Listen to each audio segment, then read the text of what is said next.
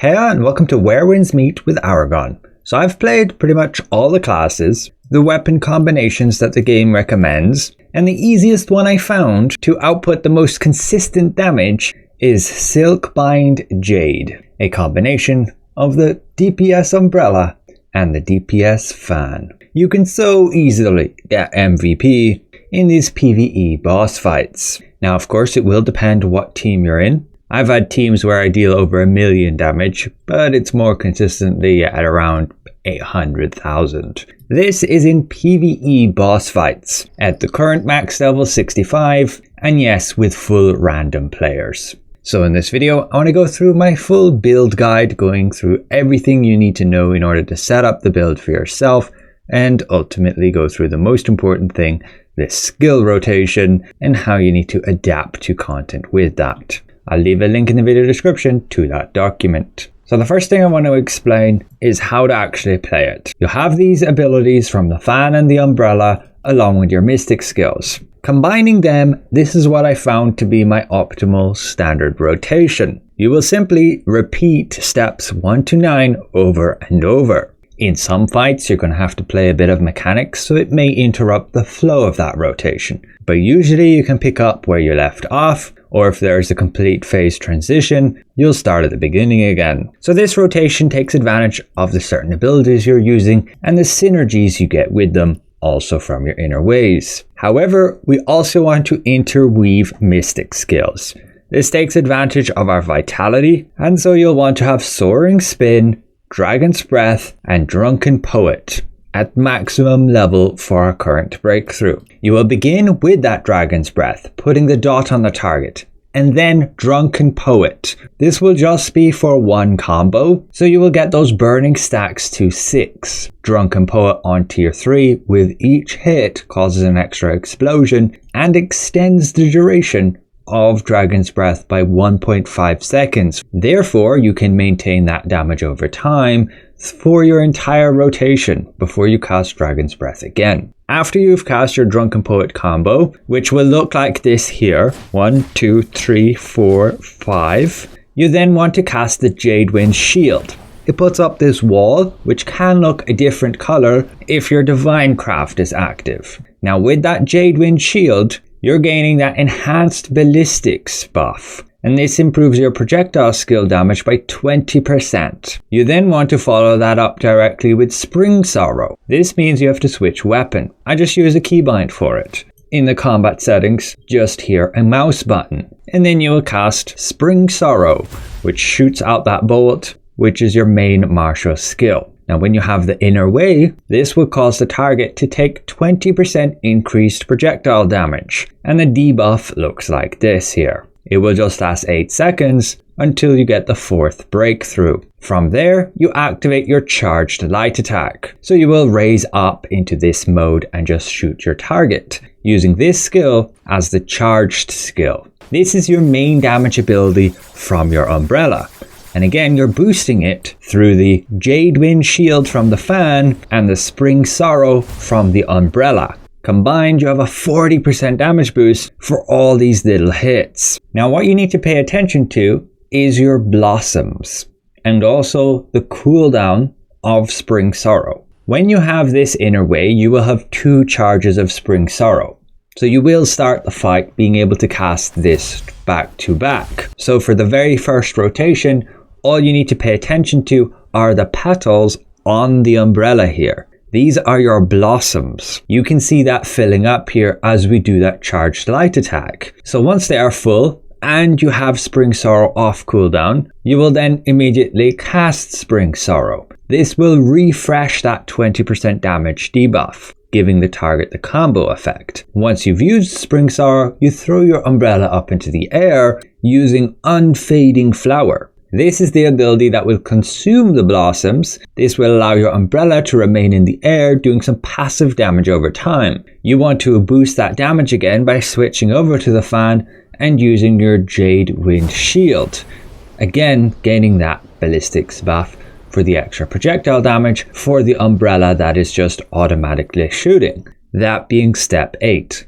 The final step in the rotation is Soaring Spin. It deals high damage and gets you up and close to the target for the beginning of the rotation again. Dragon's Breath, Drunken Poet, Jade Shield, Spring Sorrow, and then your Spring Away with your charged light attack. And then you're going to be back to Spring Sorrow again, Unfading Flower, Jade Shield, and Soaring Spin, followed by Dragon's Breath and Drunken's Poet. And that is your full rotation. If you can comfortably keep doing all of these steps throughout the entire fight, you can very comfortably get crazy levels of damage. Over 1 million over a few minutes in this fight. Keep in mind with Dragon's Breath, you want to animation cancel it as soon as you see the dot on the target. So you aren't doing the entire breath animation and effectively losing damage by wasting time. You will animation cancel by simply pressing parry. Do note there may come a time that you run out of vitality for your mystic skills, in particular for Drunken Poet. This is okay, but you should have enough vitality to still cast Soaring Spin and Dragon's Breath to maintain that dot at least for 8 seconds. Just you may not have enough to cast all the Drunken Poets. Of course, it will depend on the fight and how much downtime you have in some of them, due to the boss phasing. The full skill rotation is listed in the document as per the table of contents, page 6. So now we'll jump to gear, your weapon set. The one I recommend is the Hawkwing set, 4 out of 4. This gives you the affinity rate and the 10% physical attack. All of our attacks are physical, even the damage from mystic skills like Dragon's Breath scales with physical damage. While you have Dragon's Breath on the target, this is super easy to maintain, having all 5 stacks, which is that 10% total damage. I have checked my recordings, and unless you can't attack the boss for a time, you always have this active. The other sets just don't really compare in terms of reliability, other than the Ivory Bloom set, if you can always be at max health when you have a good healer and you're good at avoiding taking damage. I may go with this one later to min-max, depending on my comfort in the content. As for your armor set, you can very easily just go with the Eagle Rise set. This is a set you will get anyway when you open the Hawkwing set packs. In order to maintain its bonus, simply have Dragon's Breath on the target. But in terms of damage output, it doesn't really matter because it's just damage reduction, and that's not going to improve your damage other than maybe helping you survive a bit easier. A dead damage dealer ain't doing anything. We then look at stats and the tuning on gear, as this is where you will have to make your choice whether or not you go with this gear piece, that gear piece, figure out first if they are worth tuning, and then when you do, you may get unlucky with the actual stats that you draw, and so you might want to tune another one, hoping to get a better result. So if you look at the details and the stats that are available to us, I have the ones in the document listed here that will contribute to damage. I will cover, however, at another time the exact priority on which ones you want to be going for. As for now, just focus on trying to get pieces that give all damage stats that are useful to you, not like max spell strike when my damage is Silkbind. So we'll move on to your arsenal, and there's a very important thing here. Many of you may have left this on general. You need to switch this off general to one of the specific paths on your build. So for us, that's Silkbind. And the reason is you gain this min and max base attack, and that gets added to your abilities. For example, you see that clearly on Mystic Skills when you look at the details. You get physical damage plus attribute damage. That's the exact same for your martial skills here too. However, you gain 50% extra bonus damage from attribute damage. So you will significantly improve your damage output by switching this to Silkbind rather than having it on general. Moving on to our inner ways, there are quite a few viable options here actually. However, the staple ones for the build will be Moral Chant and Blossom Barrage. Your Moral Chant simply gives you that physical penetration and up to 5% damage. Once you get this broken through to tier 3, this can go to 10% damage while the target's controlled, and it only gets better when you upgrade it further. With Blossom Barrage, this is important to make your Spring Sorrow ability here grant that 20% projectile damage against the target.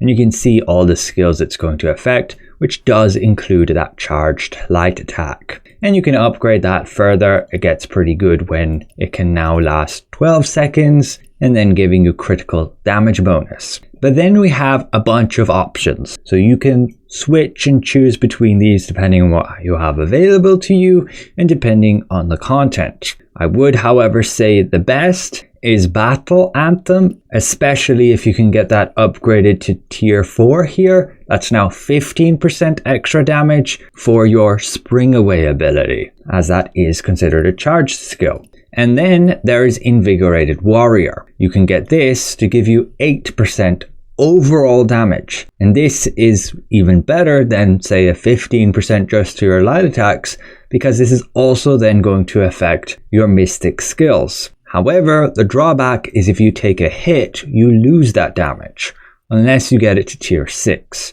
So if you're in content where you're getting hit a lot, I just wouldn't use this ability. Therefore, you have alternatives, like 5-fold Bleed, which is super easy to upgrade because it's just a blue inner way. This gives a decent amount of damage over time, helps you maintain your Hawkwing set, and gives you extra critical damage at tier 5. An alternative to that, again, if you want some more burst damage, is Breaking Point. This is especially valuable if the boss goes in the exhausted state quite often, because now you can gain up to 15% critical damage.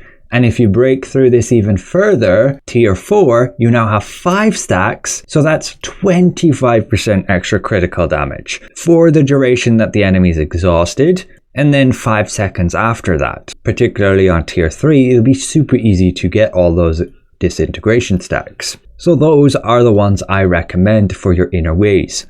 Just be careful when you're upgrading these, especially when you're going for Battle Anthem. It can be hard to upgrade, and maybe you want to just upgrade it later, because when you're using the tips exchange, every week you'll be opening these legendary boxes, and you'll want to be choosing the Silkbind Jade here to be able to upgrade your Blossom Barrage. So if you are opening those Silkbind Jade boxes, then you're not getting any to upgrade your Battle Anthem. So what you can do is focus on upgrading a purple inner way that you're not going to use, and later on convert that inner way, like this, over to your Battle Anthem. I personally will be focusing on upgrading 2 of these, and once they are upgraded to a high enough tier, I will then convert them to Battle Anthem and Breaking Point, so I can actually use them on a high enough tier. But moving on from that, we have Mystic Skills. It's pretty obvious on which ones you want to have based on our rotation that we went over earlier. You want that Soaring Spin, Drunken Poet, and Dragon's Breath on the highest tier possible. You can already make sure you have enough materials. I have plenty of boxes to be able to immediately upgrade those when it becomes available. And other than that, I would recommend having all 4 of the puzzle ones upgraded. And I just generally have them slotted all the time because some bosses need Celestial Seas, others Meridian Touch, and Cloud Steps can just be very useful if you're really far from your target. And none of them cost any vitality to cast in combat. For your final one, I just have Dragon's Head here, just because I wanted to mess around with it when it became available, but it's not exactly what you want to be using. This rotation already makes use of all your vitality, so you usually never have enough to cast it. You could have potentially Golden Body instead, or Honking Havoc. Have a mess around with the other ones and figure out which one you personally want to have upgraded. Finally, we have Divinecraft and your Consumable. So for Divinecraft, I recommend Fire Oil, at least for general content. This will allow you to have that extra burning on the target and also have the chance for those extra explosions. You can go to the Kaifang area just up here in this region. There's loads of those little braziers you can interact with, and also over here, and they allow you to get lots of fire oil from them. Just once per day, I believe, though. Make sure to right click them here to slot them, and if you want to have it so it automatically uses them, go down here and have this enabled. Just put it off when you're farming mobs so you're not wasting them. And as for your consumable, yes, you can gain quite a bit of physical attack through this. You'll want to use this double shreds. You can see when you go to the crafting function, these are the ingredients you need. All of them you can purchase from vendors, or you can do actual fishing or gather the herbs, and here you could hunt buzzards. Simply click there and it will track where they are. You go there, shoot the guy and collect him. And that is ultimately it for the full build.